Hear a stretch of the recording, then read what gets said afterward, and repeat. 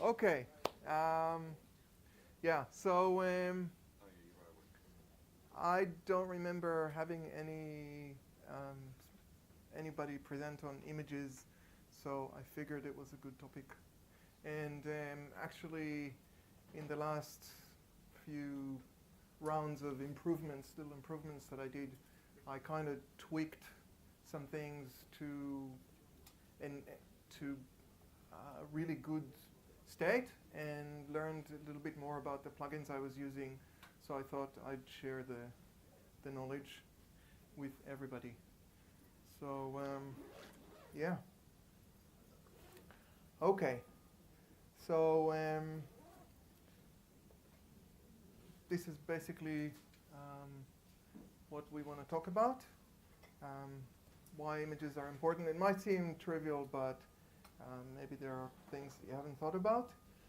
And then how to optimize.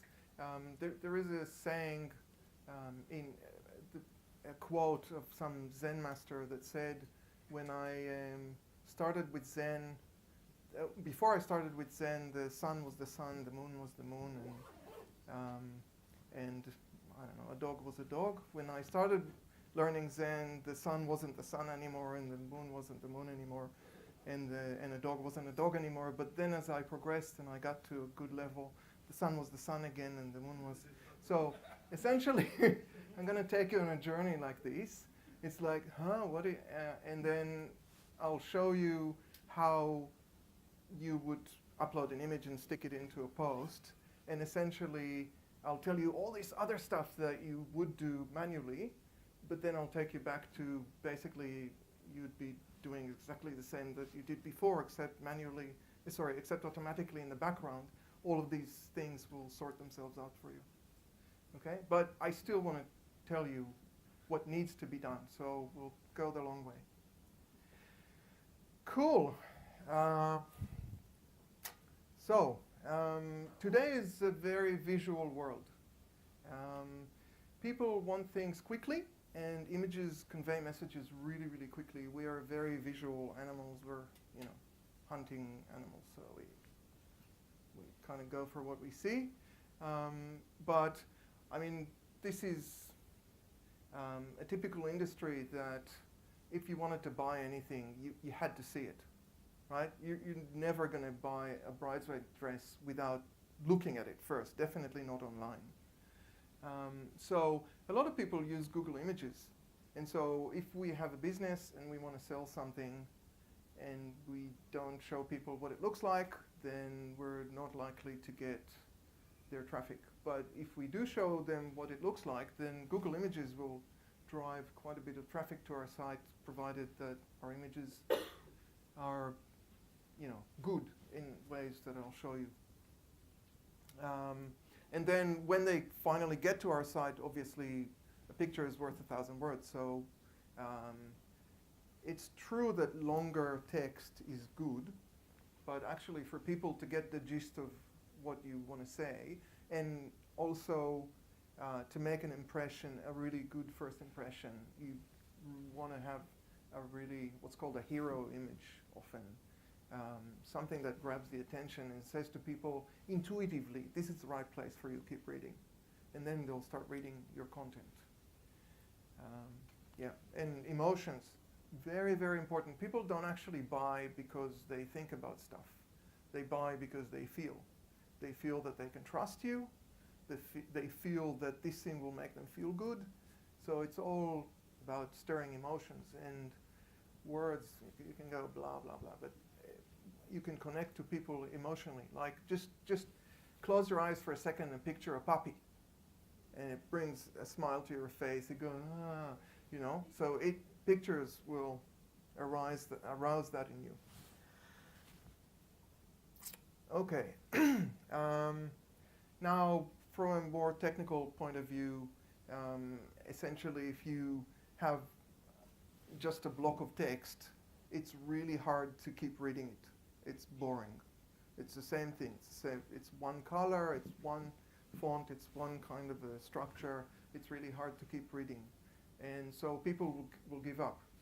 So if you want to have people staying longer on your website and reading and being more convinced, it's good to not only clarify and put color in, but also to break the flow or to direct the flow of reading, so that, you know, when you read long text, you sometimes lose your spot. But if there's a picture, you can always go back to where you left off, because you kind of have a visual marker for where you were. I am going to try and demonstrate this to you. Sorry. If I can only find my mouse. Yeah. Yeah, whoops. Sorry, this is, yeah, an exercise in coordination. Okay. Oh, sorry. Okay. So I just captured some standard text. So I'm publishing, it's bloody boring, and who's going to read it like this? And then, so I'm spicing it up with images. So this is not a good, there's not a good relationship between this kid and Lorem Ipsum, but you get the picture. Yeah. Yeah. Okay, so somebody comes to this, see how it connects immediately. There's something colorful, there's some emotion that this teenager is conveying. So that was full size, big impression, takes the full column. This one is more of a visual anchor kind of a thing, breaks the reading. So you probably want an image every page. Like, so if you go page down, there should be another image, and page down with the thing. And then if people scroll and every screenful, an image disappears as another one comes through, there's always something engaging, there's always something interesting happening. Okay, so back to, no, that didn't work. Sorry.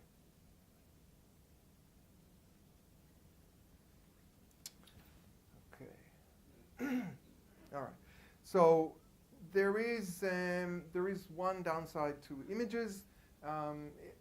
Does everybody know what accelerated mobile pages are? AMP? Okay. You get your points later. Catch them later. Anyway, there's now a thing that Google really likes called accelerated mobile pages, which basically is a watered-down version of whatever you did for the desktop to be delivered to a mobile phone, because without extra formatting and JavaScript and all that sort of stuff, the page will get to the mobile a lot quicker. So Google is driving towards speed. It's making a serious push towards high speed for mobile internet surfing. And when you have images, that slows down the page load. And so one of the things that I'm going to show you is how to make sure that that doesn't happen, that doesn't affect your site too much. Okay? If you think about it, even a small image is large enough to be the same size as your entire, the HTML of your entire page. So essentially, even if you stick a relatively small image, you can double the size of what comes, and also the page gets there first, and then the browser says, oh, I need an image, it brings it down later. So you get that sequential effect of requests. So you get double times, 3 times, and so on.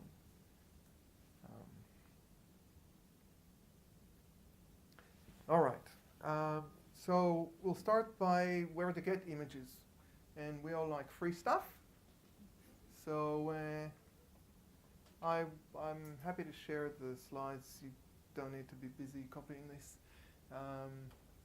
And there's stuff I put in the notes, especially for developers. You might like to look at the notes when you see the slides. Pixabay is probably my favorite, and it's a bit Asian. So there's a lot of Asian pictures, which may or may not suit you, but there's pictures about absolutely everything, and they're all free. If you go to Google's advanced image search, you can specify not only usage rights and make sure that you're looking at free images, but you can also specify a minimum size. So you can say small, medium, large, and larger than, and then you specify what your minimum is. I'll show you later what size to look for. But but the problem with Google is that sometimes you have to provide attribution. So you have to say picture credits and link to what Google finds for you. Whereas with Pixabay, you don't have to do this. Flickr, same sort of thing. You can grab the image and you don't need to link back to it, but it's nice if you do. When you're searching on Google for an image, you can specify Creative Commons, and if it's a Creative Commons image, you don't have to. That's free use. I haven't seen that particular term in Google's advanced image search. They have something like free to use. Free to use. Modify for commercial use or something like that. Yeah, yeah. If you use those ones, you can use them for anything. Yeah, there's a few of them. I think I think it doesn't get to absolutely free. I think the best you can get is something that's free for you to use, but yeah. Anyway, go to Google's advanced image search, and there's 4 options for the copyright. Just pick the one you think and make sure that that's the right thing. Unsplash is another one. The pictures in Unsplash don't cover too many topics, but they are absolutely fabulous. They're really, really good. So if you want to show nature, Unsplash. So like I said, watch out for copyright. One particular thing is if you go online and you search for free images, you will sometimes get results for royalty-free images. And just note that royalty-free means, royalty means you have to keep paying. So as long as you use the image, you have to keep paying. Royalty-free means that you don't have to keep paying, but it doesn't mean that the image is free. And so there's commercial outfits that promote themselves for having royalty-free images, but you still have to pay for them up front. So you get a one-time license fee, and then you can use it for whatever you like, but you don't have to keep paying. So there's a difference between free to use and royalty-free. And again, we'll talk about size later. Okay, so if you surf for themes, you will see a lot of themes with a really large background image for the home page. Sometimes it takes up the whole page. And if you have like this big Mac screen, whatever it is, 27-inch or something, the thing scales to the full width and resolution of the page. That's going to be a massive, massive image. If you're on a mobile phone, do you need to load that size? Probably not, because if you tried to, your visitor would be sitting there, not using this site, next. So you miss out, right? So size matters. And again, Google takes note of page speed. It will actually tell you what your page speed, average page speed is on analytics if you care to look. So it matters. And what happens is Google looks to see how quickly people return to the search results. So if they've clicked through to your site and then they come back quickly, maybe because they've given up on waiting for your background image for the homepage to load, then Google takes points off. it basically says, okay, that one was useless. People didn't hang around. So it'll gradually reduce your ranking. You don't want that to happen. And of course, conversion, if you want to get conversion, people should stick around and actually see what you're trying to show them, and get to your call to action. So what WordPress... The way of telling, when you're on searching on Google, the way of telling, because the resolution and the pixels and everything will be different, a way of telling how fast that image is going to load rather than just downloading it and just checking yourself. Is there some way to it, yeah, exactly, like the file size, basically. Yeah, but look, I'm going to show you ways that will get you the most that you can hope for. And since you can't get any better, then you're doing the most you can, and if Google cares about it, then it's the best you can do. So the better than that is taking the pictures out, and that's probably not a very good option. So just consider your picture density maybe when you do this. You can choose to hide with styling. You can choose to hide things, and the browser doesn't request anything that's styled as hidden. So it will never fetch images that you hide. So you can do tricks to optimize for speed, but yeah, look at this and you'll know where this is going. Okay, so in WordPress 4.7, I think, the concept of source set was introduced. So WordPress automatically, I don't know how many people here look at the code inspector.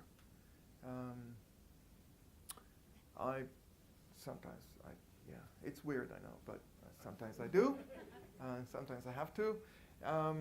So essentially,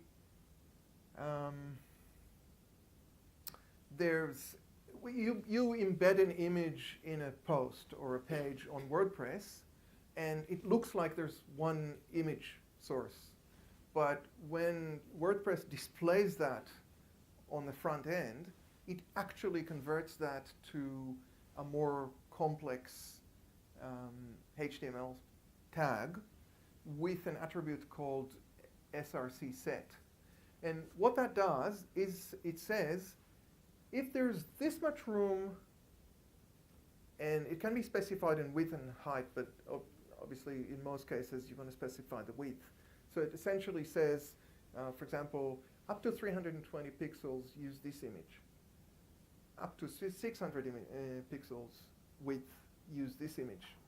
And beyond 900 pixels, use this really large original image that I uploaded. So essentially, when the browser on a mobile phone gets the image, it doesn't get the full-size image. It gets a smaller image that fits into the amount of space that is reserved on the page for that image. So if you're doing your responsive design properly, your page will fit itself onto the device. So it'll fit onto 100% of whatever the device width is. And you'll have some padding around the page, and so your image will take up, like on a 320 pixel, it might take up 300 pixels, or might take up 270 pixels. The browser will know that. It will calculate how much space there is for that image, and will only grab, out of the source set, it will grab the source that fits into that width slot. This is really important, so I want to make sure everybody gets it.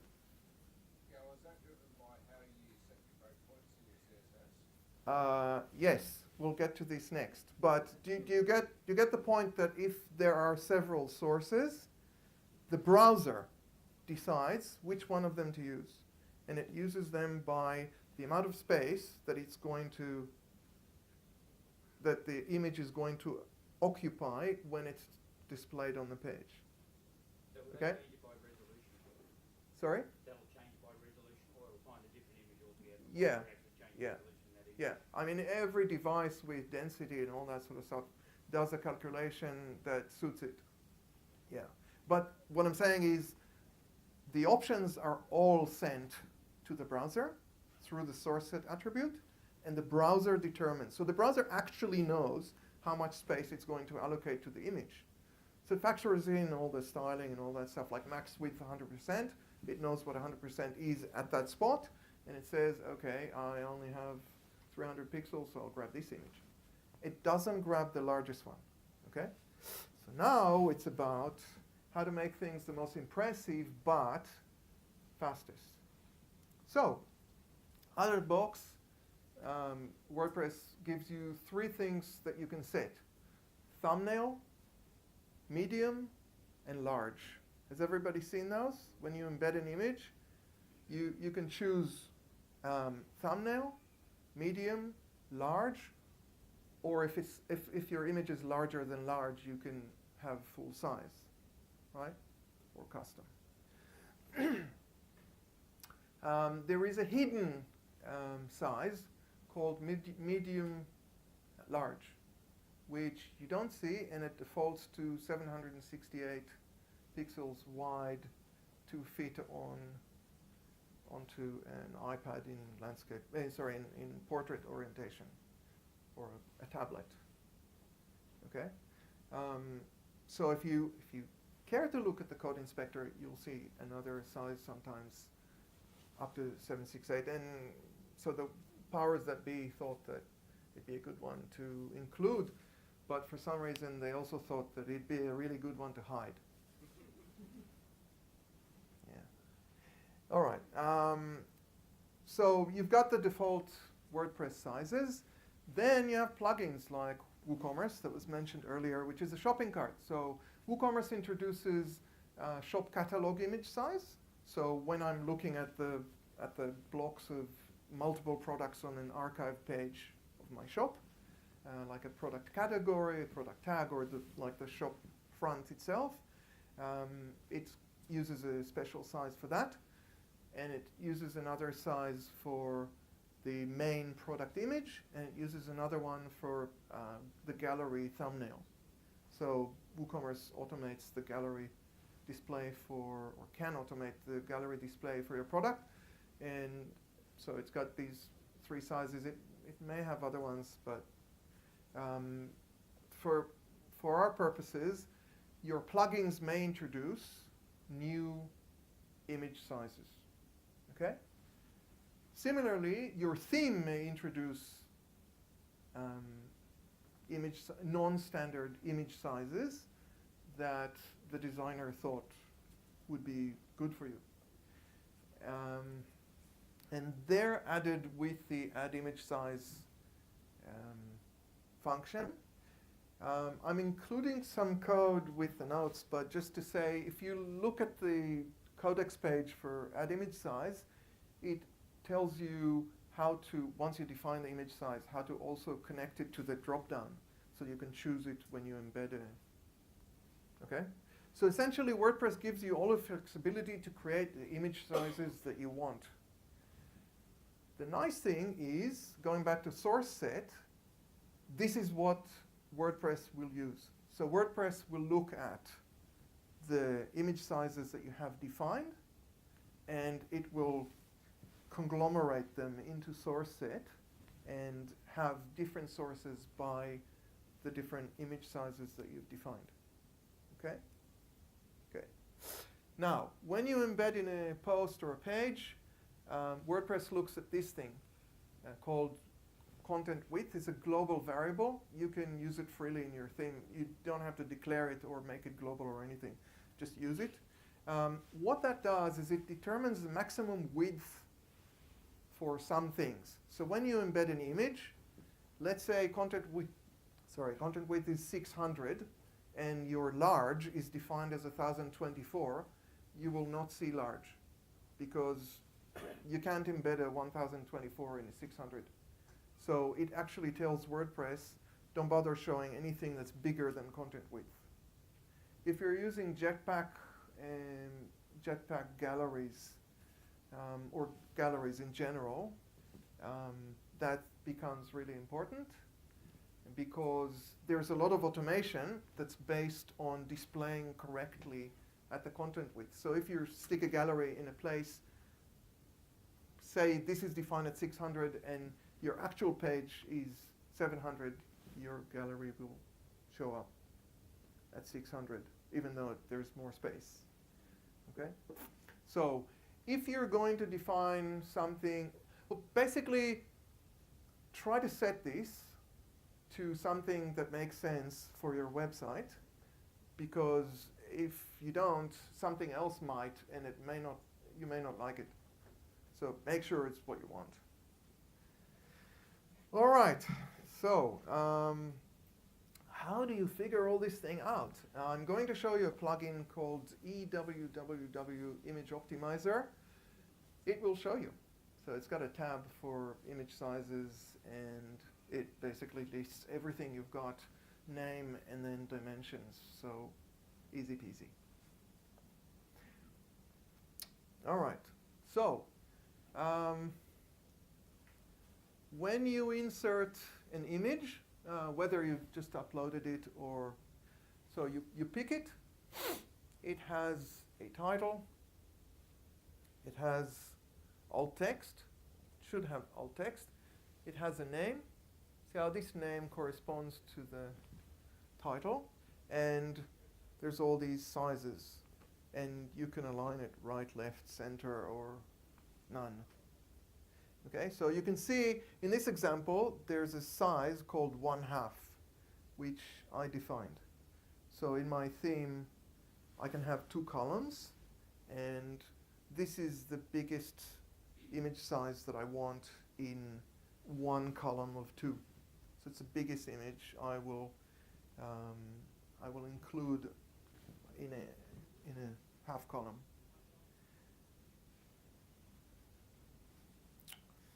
Okay, so remember name, title, alt tag, and size. All right, so it's really important to include alternative text for a few reasons. First of all, your HTML is going to be invalid if you don't.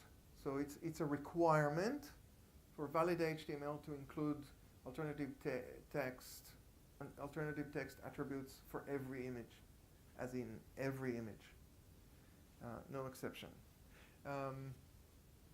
When images are blocked, this alternative text appears in place of the image. So in some cases, and also the text appears until the image loads. So if there's a slow connection or something, the alt text appears, and then the image comes in its place. But people who can't see or can't see well and use screen readers, the alternative text is what the screen reader reads. And so, as you can understand, what this person wants to know at that time is what's in the picture. What am I not seeing? So alternative text needs to be a description of the image. So if you want to optimize it for SEO, what you have to do is pick something that can naturally be described with your keywords. Okay? And then stick those keywords in the description, in the alt text. The title is more for you. Do you have any limits, like how many words do you want to put in alternative text, or just Look, I think even blind people have a limit to their patience. So you're okay.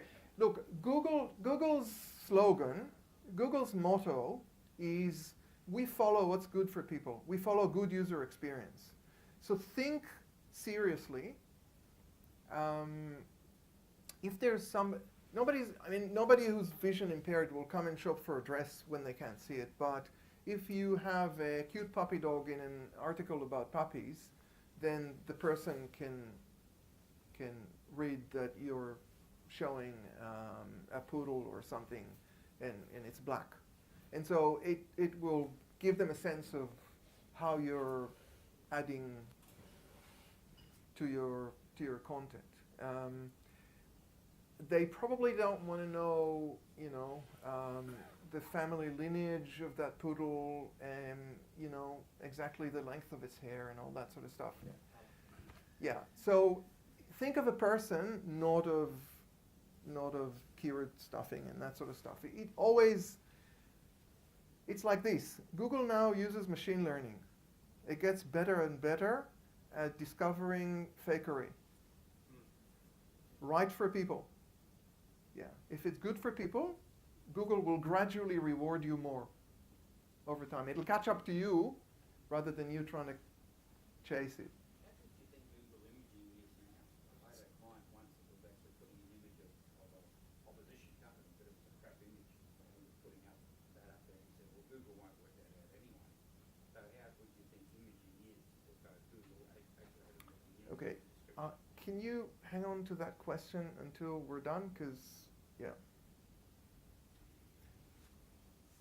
All right, so essentially better user experience is what you're aiming for. That'll give you the better SEO, but it'll give you more conversions, because if there is a chance that somebody who's vision impaired might buy from you, you've just opened your site up to people who can't see and told them you're welcome. You're not excluded by my business.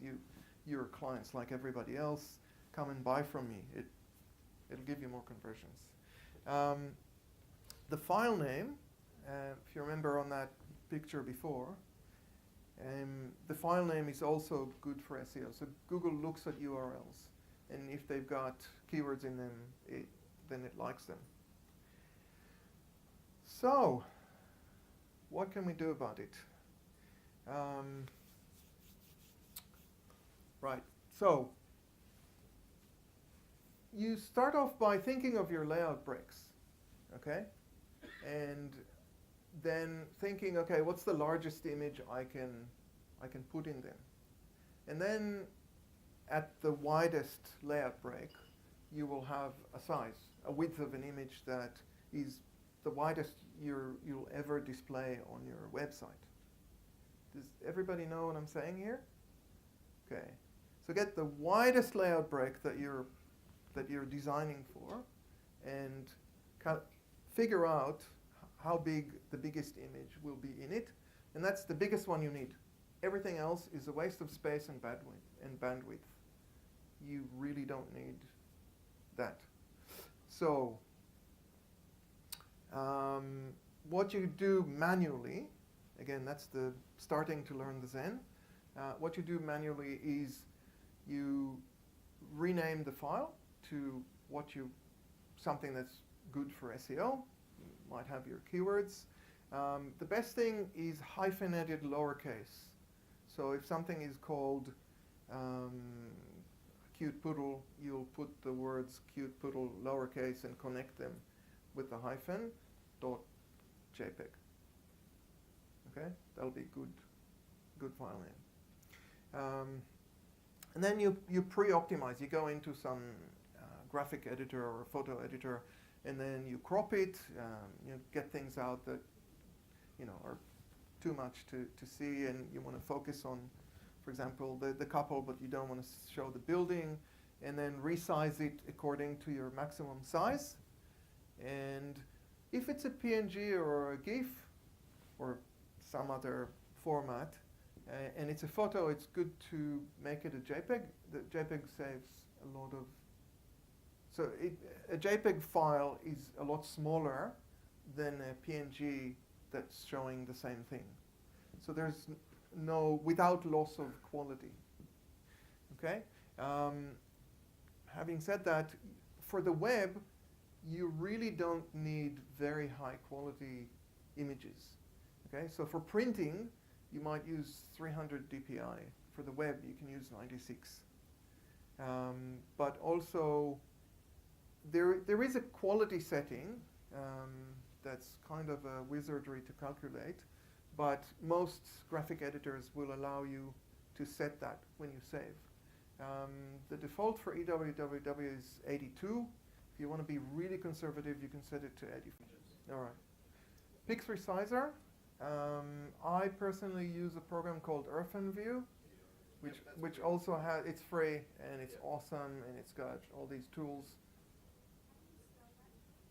EarthenView, IRFANVIEW. Yeah. Must be named after somebody, I don't know. Yeah, it's a weird name. Yeah, it does. Yeah, it does. I think you need to use a different program for it, but it does batch processing. And it does it within the program. Within OpenView? Yeah. Yeah, And okay. Very, very fast. Yeah. Yeah, I think Windows can do it in Internet Explorer. Maybe it used to. Yeah. Anyway. There's a Microsoft tool you can actually download from Microsoft. It's a WordPress extension for resize. Okay. So if you use a Windows machine, Okay, so it's one of them power tools, is it? Yeah, okay. That's why I don't have it installed, because, yeah. Okay. So there's a Microsoft Power Tool for this as well that allows you for in Internet Explorer to grab a whole stack of images and resize them, and it keeps the aspect ratio. So you can, yeah. Good. Now, the one caveat with JPEGs is they don't do transparency. If you have a file with transparent background, don't convert it to JPEG because it'll go black or white, depending on the default for your program. And animated GIFs, you will only have the front, and they won't be animated as JPEGs. JPEGs aren't animated, they're flat. Okay. Right, okay, so tools of the trade. EWWW Image Optimizer. Been using it a lot lately. I've even helped make it better because I'm on light speed and didn't quite work. So basically it's a plugin that will allow you to automatically resize and reduce the quality of images. It'll convert PNG to JPEG if that's what you want. There is an image format called WebP, which Google has been pushing for a while. Generally speaking, EWWW, I'm just going to call it EU because it's shorter. Yeah, EU. EU will convert to WebP. It does a lossless job, and it reduces the file sizes by about 30% on average. So PNG, I think it's 34%, and JPEG is about 30 or 27 or something, but it's significant. It's significant because if you're loading a whole page of images and people have to wait 3 seconds less on a 10-second page load, it might bring you into the under the I'm out of here threshold. Okay, so I use this. Quality setting again, the default is 82, and I've always left it at that. But if you want higher quality because you're into photography or something, go for it. EXIF information is header that isn't displayed. So it's part of the image file, and it gives information about the camera that was used to shoot, the geolocation where that happened, sometimes the name of the photographer, if they program it into their camera or whatever. Yeah, it's not always necessary. The only thing to remember is if you have a local business and you take your own photos and you geotag your photos, you might want to keep your EXIF information because it has local SEO value. Because in Google Images, when the search is close to where you are, Google will prefer images with geotagging that says that they're close to you. So don't just remove them. But if you're getting images from Pixabay and somebody took them in India, yeah, take it out, because otherwise you have the disadvantage that anybody looking at your images, Google will, yes. Or you can edit the EXIF information and put your Yes. log. I was, yeah, I was, Google won't be smart enough to work that out. yes. We've never done. See Ben afterwards if you're that advanced. I know, yeah, I know I'm not, but yeah. So anyway, so the nice thing about EU is it's free, whereas other plugins that seem premium and stuff, they're not. And also it works on your server. So there's a downside to it because it uses processing power out of your own hosting account and it uses your disk space. So when it does, for example, WebP conversion, it doesn't remove the original file. It keeps them both there. Okay? Just so you know. It's for safety because some browsers don't display WebP. So, yeah. It's too much, close your ears, but there is a header that the browser can send the server to say if it accepts WebP or not. So EU doesn't delete the original PNG or JPEG because some browsers may request the original file. Is WebP an open standard? Sorry? Is WebP an open standard? Open standard. Like, was it proprietary? Did Google come up with it, or? I don't think it's proprietary, no. I think Google is in some consortium that's doing this. But it uses some better compression algorithm and better representation of the image, and yeah, so Google's all for it. Yeah, by default, WebP conversion is not turned on. So if you install, you go over the settings and turn it on. All right, another one is media file renamer. So remember, it's good to have the file name with meaningful keywords in it for your SEO. Media file renamer does that. It will, so when you're uploading an image into the media library, not directly into a post. When you're uploading into the media library, the uploader will give you an edit link. Click on edit and you go to edit the image.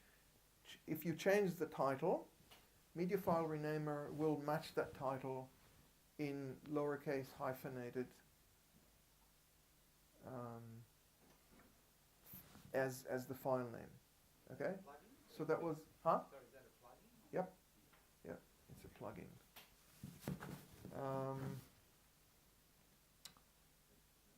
Now there is a box you can tick in the settings that will also allow you to rename when you upload directly into the editor.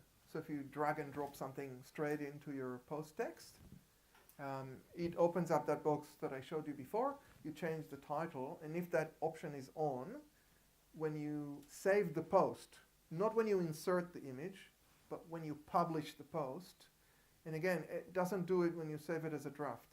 It only does it on publish. It's going to rename the image, change the image tag in the post, and then your post will be published with an image name that matches the title of that image. Some question, why would you use media file rename, or what's the beginning? Why would you do it like that? Well, okay. If I get an image of Pixabay,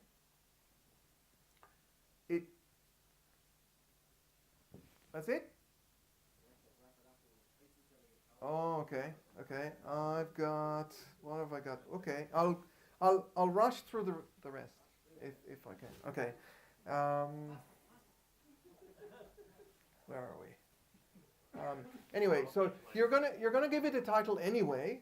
So instead of you manually renaming the file that you got off some site and it's got some cryptic token for a name, before you upload, you just upload it and it automatically changes that. But a nicer thing is, say you have old images that you uploaded in the past and you didn't bother renaming them, it gives you a button to rename them. Yeah, and so you can retrofit. Anyway, so people sometimes work in teams. So somebody might put the image online, somebody else might put it into a post. So different people do different things. Yeah, it renames. It basically regenerates all the image sizes. So it doesn't regenerate them. It renames all of the image sizes. So it takes good care of you. The gotcha is that there is no redirection. So if you published the image with one name and then you renamed it, Google's not going to find it anymore. It gets renamed. It's not a duplicated and renamed. It renamed. That's it. So the original file is not to be found by anybody anymore. Okay, so yeah, and both of these are integrated with I'll show you, both of them are integrated into the media library. Okay, so essentially if you want to do it automatically, just install EU and Renamer, turn them on, configure them, and then crop the images if you need them, because if you do it online, Google generates a copy and it's really hard to get rid of. So cropping is something that you should do beforehand, and then upload the image. If you've got that option turned on, you can upload directly into your poster page, edit the title to include keywords, and they'll get into the file name. Put alternative text because you want to be nice to people, and then save. And the file's got a good name, and awesome. And if you don't have that thing ticked, then after you've saved the image, then you can use it. That's normally what I do, and make sure. All right. Now, retrofitting images. Everybody knows Dion. Well, Dion's given the world a lovely plugin called Add from Server. So sometimes you upload files via FTP, and they're not in the media library. Now, all these plugins that I mentioned, they all work, or all these features, they all work on library indexed images. So the first thing you want to do is have the library listing your images. So if you know that you have images that were embedded directly through an image tag, but they're not in the media library, you can use this plugin to find them, and then go tick, tick, tick, tick, tick, tick, tick, connect, and they're in your media library. And then you can go and edit their titles and rename them and whatever. Another one, I mentioned you can kind of calculate your image sizes based on layout breaks. If you have a site already that was using different images, because maybe they were the default for WordPress, for example, or they were the default for a theme, but you've changed something, you can regenerate thumbnail sizes to create ones that are more suitable to the way your site displays now. Okay, again, these are all retrofitting. So there are two options. You can regenerate them and leave the existing images, the old sizes, because WordPress, when it creates a file size, it puts the file size in the name. So it'll do image underscore 350x 200, because that was the size. So if you've now changed, and instead of 350, it's only 320 by whatever, 160 or something, then this one will create the new size and it won't delete the old size. Which means if Google's indexed your image, it will keep finding it. So it won't get lost. You will just have another size for Google to index, right? This one blows them all away. So this one will save you heaps of space if you've changed 3 or 4 image sizes and you want to regenerate, and you don't care so much about losing those images. You can blow them all away with force regenerate thumbnails.